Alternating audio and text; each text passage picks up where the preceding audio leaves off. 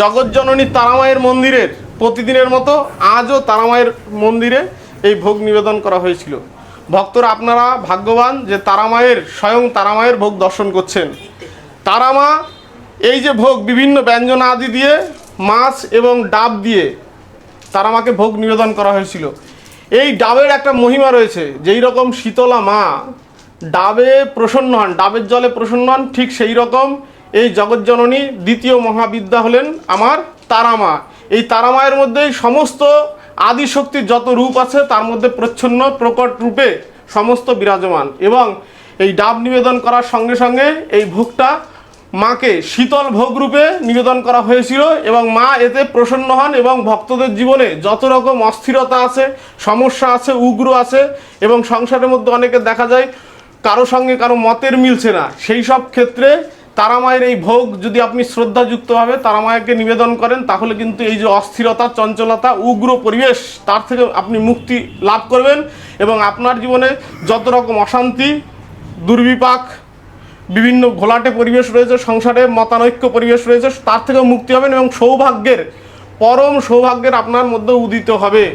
একবার আপনারা বলুন জয় মা তারা, একবার লিখুন জয় মা তারা এবং দিব্য আচ্ছা সবাই বলুক একবার জয় জয় তারা, জয় জয় তারা, জয় জয় তারা, জয় জয় তারা, জয় মা তারা, জয় মা তারা, তারা মায়ের ভক্তি জয়, তারা মায়ের ভক্তি জয়, তারা মায়ের ভক্তি জয়, গুরু বামদেব কি জয়। আচ্ছা মহারাজ একটা কথা আমি বলি, একটা কথিত রয়েছে তারা মায়ের ভোগ আগে বামদেবকে দিতে হয় তারপরে মাকে প্রদান করতে হয় ভোগ, এর পিছনে ব্যাখ্যা কি আছে যদি বলেন? জগৎ জননী তারামা সর্বপ্রথম বামদেব বাবা যখন তারামায়ের মন্দিরে পুজো করতে যান সেই সময়ে বামদেব তিনি মায়ের এতটাই তার স্নেহ ভালোবাসায় একাকিত্ব ছিলেন যে বামদেব কিন্তু আমরা যেরকম মন্দিরে গেলে মাকে মাটির মূর্তি বা মাকে মূর্তি রূপে দেবতা রূপে পূজা করি, গুরু বামদেব সেই রকম ভাবতেন না। তিনি ভাবতেন আমার মা এটা জগৎজননী মা, বড় মা বলে ডাকতেন, নিজের মাকে ছোট মা এবং তারা মাকে বড় মা বলে ডাকতেন। মানে নিজের মাকে ছোট মা বলতো আর তারা মাকে বড় মা, আমাকে বড় মা বলতো। আমার মা যদি আমার জন্য ভাত রেঁধে দিতে পারে, আমি যদি ক্ষুধা পাই তাহলে আমার মা যদি কষ্ট পায়, আমার অন্ন বস্ত্রের ব্যবস্থা যদি আমার গর্ভধারিণী মা করে, তুমি তো সেই গর্ভধারিণী মা থেকে ভিন্ন নও, তাহলে আমি কষ্ট পাচ্ছি, তুমি কেন খাচ্ছ মা? এই রকমভাবে স্নেহ আপ্লুত হয়ে বাৎসল্য প্রেমে বিভাবিত হয়ে তিনি মায়ের যে খাবার ছিল নিজের মায়ের খাবার নিজের মনে করে খেয়ে নিতেন। এবং এই রকমভাবে এবং মায়ের কোলে যে এইরকম সন্তান যখন শিশু থাকে তখন মায়ের কোলে যে এইরকম প্রস্রাব করে, পায়খানা করে, মা যেরকম দোষ নেয় না। আচ্ছা গুরু মহারাজ একটা কথা বলি, গুরু বামদেবজি কি একবার মায়ের মূর্তিতে প্রস্রাব করে দিয়েছিল, তাই নিয়ে চেলা কাটেন নাকি মায়েরও খেয়েছিল, এই ব্যাপারে আপনার কি বক্তব্য? আমাদের গর্ভধারিণী নিজের যে মা রয়েছে সেই মা যেই রকম তার গায়ে যদি কোনো শিশু সন্তান যদি প্রস্রাব করে তাহলে কি মা দোষ নেয়? আমার বামদেবের কাছে গর্ভধারিণী মায়ের মতোই ছিলেন, বড় মা ছিলেন আমার তারামা। তাই তারামায়ের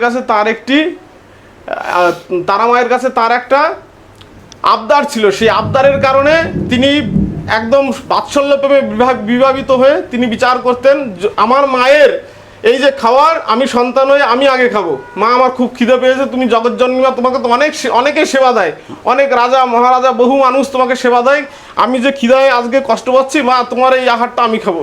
মা তাতেই প্রসন্ন হলেন, মা আরতি ভরে প্রেমে আপ্লুত হয়ে এই যে বামদেবের একটা মায়ের প্রতি ভালোবাসা, এই ভালোবাসাতে মা স্নেহ, মা কিন্তু শ্মশানচারী এবং শ্মশানের দেবী হলো আমার তারামা, তিনি উগ্র স্বরূপা। সেই উগ্র স্বরূপা থেকে বামদেবের এই প্রেমে বাৎসল্য প্রেমে বিভাবিত হয়ে তিনি মাতৃ বাৎসল্য প্রেমে বামদেবকে কৃপা করেছিলেন এবং বামদেবের যত আবদার ছিল সন্তান রূপে যত রকম আবদার, সে শ্মশানচারী হয়েও উগ্র দেবী হয়েও সেই মূর্তি পরিত্যাগ করে তিনি বাৎসল্য প্রেমে বামদেবের প্রেম ভাবে তিনি বলেছিলেন যে আজ থেকে আমার শিষ্য, আমার সন্তান বামদেবের সেবা আগে হবে, তারপর আমার মন্দিরে মা বলেছিল, প্রসাদ মা প্রকট হয়ে বলেছিল আগে বামদেবের সেবা হবে তারপর আমার সেবা। মা তারা দৈববাণী করেছিলেন যে সর্বপ্রথমে ভক্তের সেবা হবে, আগে তারাপীঠ মহাশ্মশানের বিশেষ রীতি, আগে গুরু বামদেবের সেবা হবে, তারপরে তারা মায়ের সেই ভোগ লাগানো হবে, তাতে মা প্রসন্ন হন এবং ভক্তকে অভীষ্ট প্রদান করেন। আচ্ছা এই ভোগ কি আজকে আপনি লাগালেন? এই প্রতিদিনের মতোই আজও তারা মায়ের আপনি প্রতিদিন তো মায়ের চরণ সেবা দেন তারাপীঠেই? হ্যাঁ। আচ্ছা তারামায়ের এই যে তারাপীঠে তারামায়ের সঙ্গে যারা যুক্ত হয়েছে তারাই জানে এই মা কতটুকুনি স্নেহ পূর্ণা এবং ভক্তের এই জগৎজননী, আমরা তারামাকে জগৎজননী বলি। সমস্ত স্থাবর জঙ্গম এবং সমস্ত সৃষ্টির সমস্ত জীবই হলো তারামায়ের সন্তান।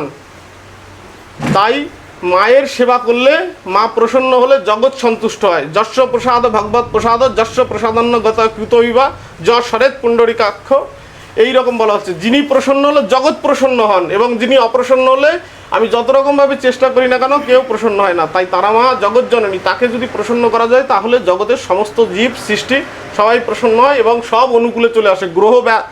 গ্রহ বাধা থেকে শুরু করে আপনার আপদ বিপদ বা আপনার জীবনে বিভিন্ন রকম যা প্রাপ্তি হতে চাচ্ছেন সেটা বিভিন্ন রকমভাবে বাধাক্রান্ত হয়ে আপনি সেই প্রাপ্ত হতে পাচ্ছেন না।